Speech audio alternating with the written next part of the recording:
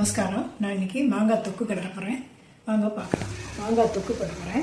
மாங்காய் தொக்குக்கு நீங்கள் சாமான்லாம் எடுத்து வச்சுருக்கேன். 3 மாங்காய் எடுத்து வச்சுருக்கேன். அதுக்கு தேவையான சாமான்லாம் எடுத்துருக்கேன். மிளகாய் பொடி வச்சுருக்கேன், பெருங்காயம், மஞ்சப்பொடி, கல்லுப்பு, வெந்தயம், கடுகு, காஞ்ச மிளகாய் வச்சுருக்கேன், நல்லெண்ணெய் வச்சுருக்கேன், கொஞ்சோண்டு வெல்லம் வச்சுருக்கேன். தொக்குக்கு மாங்காய் தோல் சீவிட்டு இந்த மாதிரி துருவி வச்சுருக்கேன். இப்போ பாண்ட்லி வச்சு ஆன் பண்ணி ஒரு 50 மில்லி நல்லெண்ணெய் ஊற்றிருக்கேன்.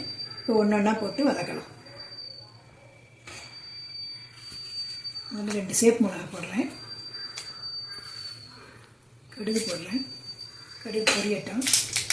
கடுகு பொரிஞ்சிட்டு மிளகா 2 போட்டு கருப்பாயிட்டு வெங்காயம் போடுறேன். வெங்காயம் காஞ்ச உடனே மாங்காய் போட்டுடலாம்.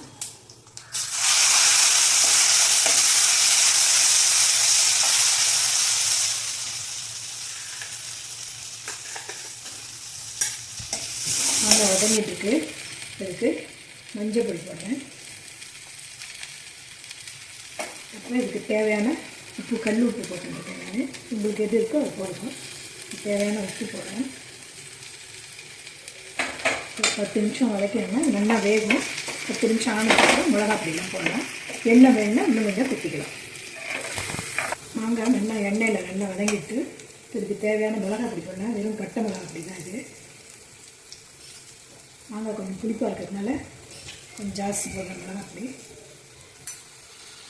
கொஞ்சம் வெல்லம் போடுறேன், தூக்கி கொடுக்கும் டேஸ்ட்டு. கொஞ்சம் வெல்லம் போடுறேன். நமக்கு வேணும்னா போட்டுக்கோங்க. புளிப்பாக சாப்பிட்றாங்க அப்படியே போட்டுக்கலாம். எல்லாம் சேர்ந்து இந்த மாதிரி கொதிச்சுட்டுருக்கு. எண்ணெய் பிரிஞ்சு வருது. இன்னும் கொஞ்சம் வேணால் ஒரு 2 ஸ்பூன் எண்ணெய் விடுறேன். கொஞ்ச நாள் வச்சுக்கலாம். எண்ணெய் இருந்ததுன்னா 2 ஸ்பூன் எண்ணெய் விட்டுருக்கேன். கொஞ்சம் நேரம் கொதிக்கிட்டேன், ஒரு 5 நிமிஷம். தொக்கு நல்லா எண்ணெய் பிரிஞ்சு வந்திருக்கு. இப்போ வெந்தயம் வறுத்து இல்லை வெறும் பாண்டியில் வறுத்து பொடிச்சு வச்சுட்டுருக்கேன். அது 1 ஸ்பூன் போடுறேன். வாசனையாக இருக்கும். போட்டு அடுப்பு அணைச்சிடுறேன்.